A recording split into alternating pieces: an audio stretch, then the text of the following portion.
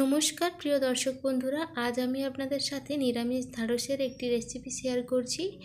খুব কম সময়ে অল্প তেল মশলা দিয়েই এই রেসিপিটি আপনারা বানিয়ে নিতে পারেন। রুটি, পরোটা, ভাত সব কিছুর সাথেই খেতে কিন্তু দারুণ লাগে। চলুন তাহলে শুরু করি আজকের রেসিপি। যদি রেসিপিটি আপনাদের ভালো লেগে থাকে তবে চ্যানেলটি সাবস্ক্রাইব করে নিয়ে আমার পাশে থাকার অনুরোধ রইল। প্রথমে আমি কড়াইতে অল্প একটু সর্ষের তেল গরম করে নিলাম ভালো করে। তারপর কেটে রাখা ভেন্ডি বা ঢ্যাঁড়সগুলো দিয়ে দিলাম।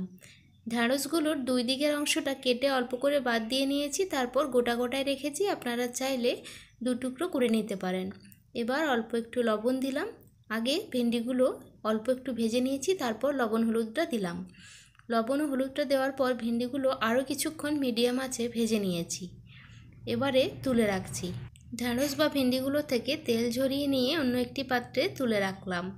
এবার ওই কড়াইতেই আবার একটু সর্ষের তেল দিয়ে গরম করে নিয়েছি। এবার একটা শুকনো লঙ্কা, অল্প একটু কালো জিরে দিয়ে কয়েক সেকেন্ড একটু নাড়াচাড়া করে ফোড়নটা ভেজে নিলাম। ফোড়ন থেকে সুন্দর গন্ধ বেরিয়ে আসার পর কেটে রাখা আলুগুলো দিয়ে দিলাম। আলুগুলো আমি লম্বা ও পাতলা করে কেটে রেখেছি। একটুখানি ঢাকা দিয়ে দিয়ে ভেজে নিচ্ছি, তাহলে আলুটা একটু সেদ্ধও হয়ে যাবে, আবার অন্যদিকে ভাজাও হয়ে যাবে। আলুগুলো প্রায় ভাজা হয়ে এসেছে। এবার একটি টমেটো টুকরো করে রেখেছিলাম, টমেটোটা দিয়ে আবার বেশ ভালো করে ভেজে নিচ্ছি। এবার কিছু মশলা অ্যাড করব।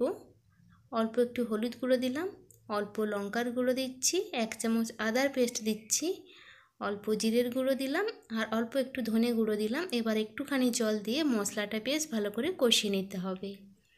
মশলাটা ভালো করে কষিয়ে নিয়েছি। এবার ভেজে রাখা ভেন্ডিগুলো দিলাম। আবার একসাথে সব কিছু বেশ ভালো করে কষিয়ে নিলাম। গ্যাসের আঁচটা লোতে রেখে কষিয়ে নেবেন। এবার 1 গ্লাস মতো গরম জল দিয়ে কিছুক্ষণ ঢেকে সেদ্ধ করে নেব। এবার এই নিরামিষ তরকারির স্বাদটা আরও একটু বাড়িয়ে নেওয়ার জন্য একটি মশলা বানিয়ে নিচ্ছি।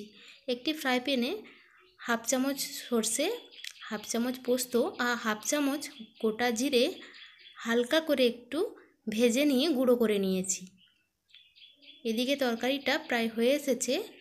আলুগুলো বেশ ভালো মতো সেদ্ধ হয়ে গেছে।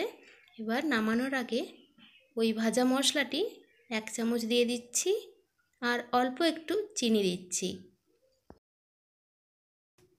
এবার একটুখানি নাড়াচাড়া করে সমস্ত কিছু বেশ ভালো করে মিশিয়ে নিলাম। নামানোর আগে অল্প একটু চেরা কাঁচা লঙ্কা দিয়ে দিচ্ছি, এতে করে কিন্তু তরকারির ফ্লেভারটা বেশ ভালো হবে। একটুখানি গ্রেভি থাকা অবস্থাতেই নামিয়ে নেবেন, ঠান্ডা হয়ে গেলে গ্রেভিটা অনেকটা শুকিয়ে যায়। আজকের এই রেসিপি কেমন লাগলো জানাতে ভুলবেন না। যদি রেসিপিটি ভালো লেগে থাকে তবে চ্যানেলটি সাবস্ক্রাইব করে নিয়ে আমার পাশে থাকার অনুরোধ রইল। নিরামিষ দিনে ঢ্যাঁড়সের এই রেসিপি একবার হলেও ট্রাই করতে পারেন, খেতে কিন্তু দারুণ সুন্দর হয়। ধন্যবাদ সকলকে ভিডিওটি দেখার জন্য।